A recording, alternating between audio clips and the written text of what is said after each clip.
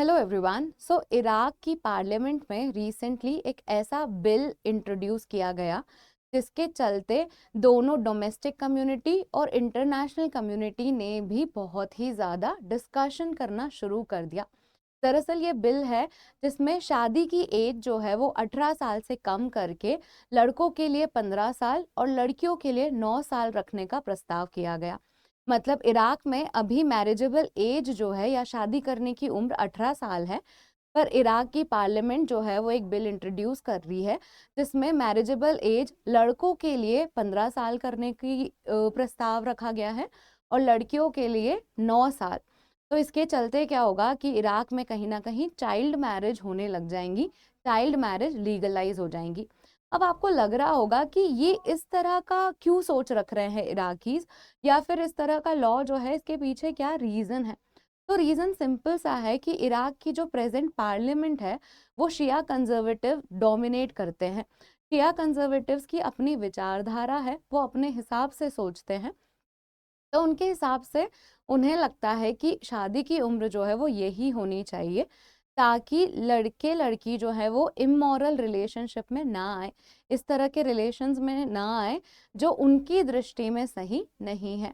और यही जो है वो इंटरनेशनल कम्युनिटी और डोमेस्टिक कम्युनिटी दोनों में ही बहुत ज़्यादा हल्ला मचाने वाली बात हो गई, क्योंकि जहाँ लड़कियों को इतने राइट्स दिए जा रहे हैं, इतने अधिकार दिए जा रहे हैं, हम इतनी प्रोग्रेसिव सोसाइटी में हो रहे हैं, वहीं पर ही इस तरह का लॉ अगर इंट्रोड्यूस भी किया जाता है और अगर पास हो जाता है तो इराक जो है वो विमेन राइट्स को और ज़्यादा कम करता चला जा रहा है, ऐसा दिख रहा है। हेलो एवरीवन, मेरा नाम मोनिका है और करंट अफेयर्स डिकोडेड में आपका स्वागत है। हम देखते हैं इस न्यूज़ का एनालिसिस कि अगर ये लॉ बन गया तो इसके चलते क्या क्या इश्यूज होंगे और क्या डिबेट्स हो रही हैं इसके अराउंड में। तो जो रीज़न है ये लॉ इंट्रोड्यूस करने का वो मैं आपको बता चुकी हूँ। जो रीज़न है वो ये है कि लड़के लड़कियों को प्रिवेंट करना है या प्रोटेक्ट करना है इमोरल रिलेशंस से, ऐसे रिलेशंस जो उनकी दृष्टि में सही नहीं है। शिया कंजर्वेटिव्स की दृष्टि में जो रिलेशन सही नहीं है उन्हें प्रिवेंट करना है। अब इसमें इश्यूज क्या हैं? देखिए, इराक जो है वो बहुत ही प्रोग्रेसिव कंट्री थी इनिशियली जब उन्होंने ये लॉ पास किया था। तो लॉ कौन सा था? Law 1888 of the personal status. इसने 1959 में लड़के और लड़कियों की शादी की उम्र जो है वो 18 साल फिक्स कर दी थी। इसी के साथ ही इस लॉ के चलते एक मुस्लिम मैन जो है वो नॉन मुस्लिम विमेन से शादी कर सकते थे और इन्होंने सेकंड वाइफ लाने के लिए भी कुछ रिस्ट्रिक्शंस इम्पोज किए थे। तो वेस्ट एशिया में 1959 के टाइम पे ये बहुत ही प्रोग्रेसिव लॉ था।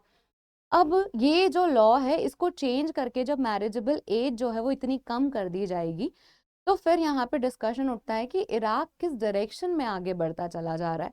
ये जो डायरेक्शन है डेवलपमेंट की, ये जो है वो विमेन को और कम लिबर्टी देती चली जाएगी।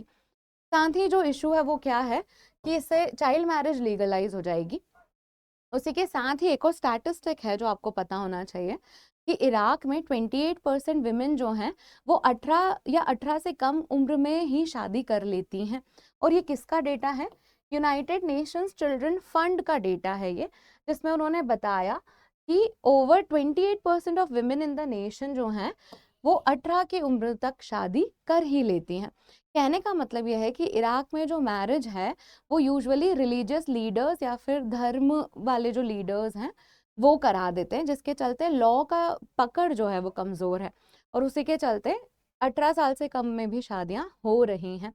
अब इस लॉ जो है अगर ये पास हो गया तो इससे क्या होगा? विमेन के इनहेरिटेंस राइट्स या फिर प्रॉपर्टी के राइट्स भी कमज़ोर हो जाएंगे। अगर आप 9 साल में ही उनकी शादी करा देंगे तो उनका करियर डेवलपमेंट वगैरह ज़्यादा कुछ हो ही नहीं पाएगा।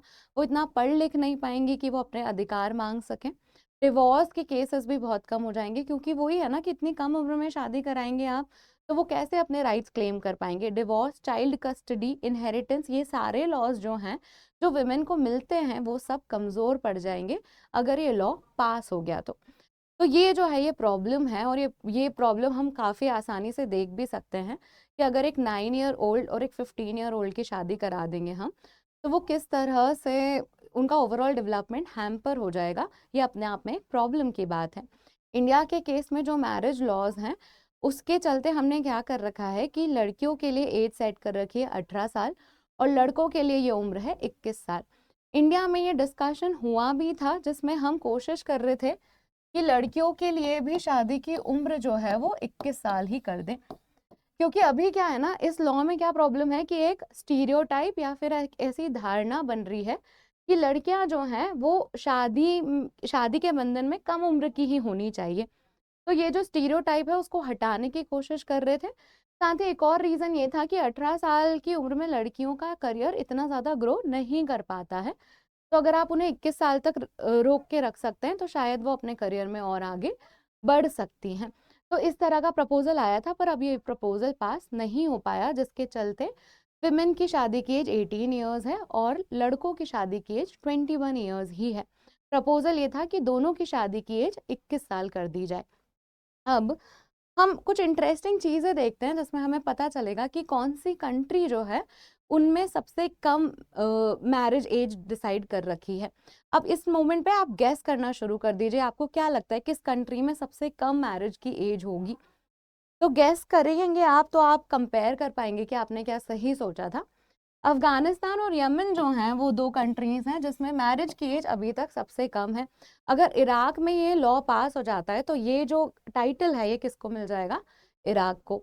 तो अफगानिस्तान और यमन में ये जो एज है वो 15 ईयर्स है, दोनों मेन और विमेन के लिए। मलेशिया में ये एज जो है वो 16 ईयर्स है। सिमिलरली ब्राजील, चीन और इटली में ये 16 ईयर्स है। पाकिस्तान में ये जो मैरिज की एज है वो 16 है फॉर गर्ल्स और लड़कों के लिए एज कितनी है, 18। और नॉर्थ कोरिया में ये मैरिज की एज 17 है फॉर गर्ल्स एंड 18 है फॉर बॉयज। तो ये कोई इंटरेस्टिंग फैक्ट्स हैं, बस आपको ऐसे इन्फॉर्मेशन के लिए मैं शेयर कर रही हूँ। अगर आपको ये वीडियो पसंद आया है तो हमें कमेंट सेक्शन में ज़रूर बताइए। आपके क्या विचार हैं इस टॉपिक पे, आप वो भी हमें कमेंट्स में बता सकते हैं। और please like share subscribe to this channel. Thank you.